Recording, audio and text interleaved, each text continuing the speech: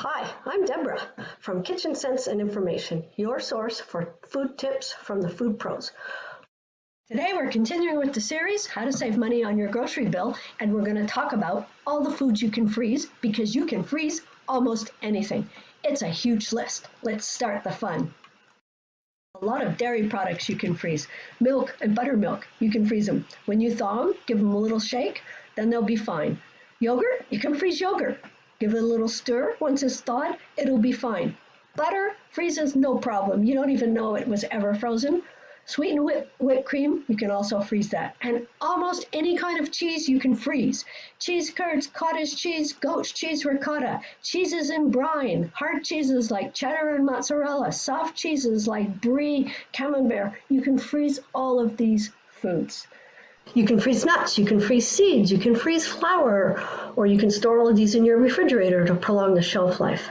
Breads, muffins, cookies, any baked goods, scones, all of those you can freeze. Pancakes, pizza, you can freeze raw pizza that you've made as long as the vegetables on the pizza, if you put any vegetables, are already dried or cooked so that there's not a lot of water in them. You can freeze cooked pizza. You can freeze nut butters and peanut butter. You can freeze sauces and condiments. You can freeze coffee, ground or beans. You can freeze dried herbs and spices. So these are all things you can buy in larger quantities, and you either store them in the fridge or in the freezer, and they will last a lot longer than just sitting in your shelf in your kitchen. Of course, raw meat, fish, seafood, everybody knows you can freeze that. Cooked meat, fish, and seafood as well. And anything that is made with them, any kind of meal you've made, you can freeze if it's cooked.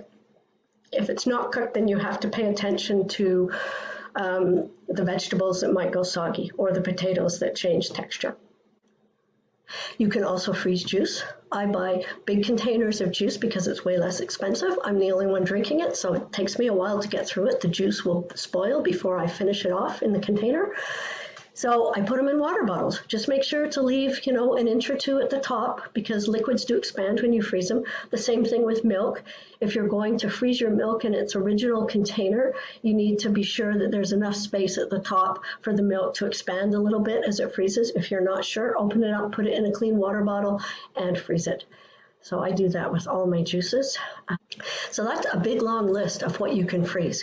And it's not the full list. It's just a list of the main things you're most likely to put in your refrigerator.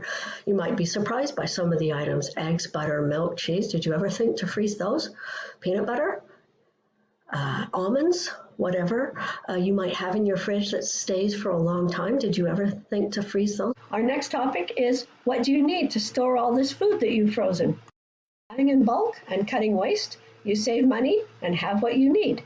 Stay tuned for next time. If you have any questions, send me an email. I'll be happy to answer. If you have anything you want me to research, send me an email. I'm here to help you, do the research for you. That's my business as a food expert. And check out my Facebook page. You will find everything I talked about today on the Facebook page. Also, you'll have a PDF if you want to download the document and have a PDF. Be safe, stay well, buy in bulk, save your money, cut your waste, and I will see you next time.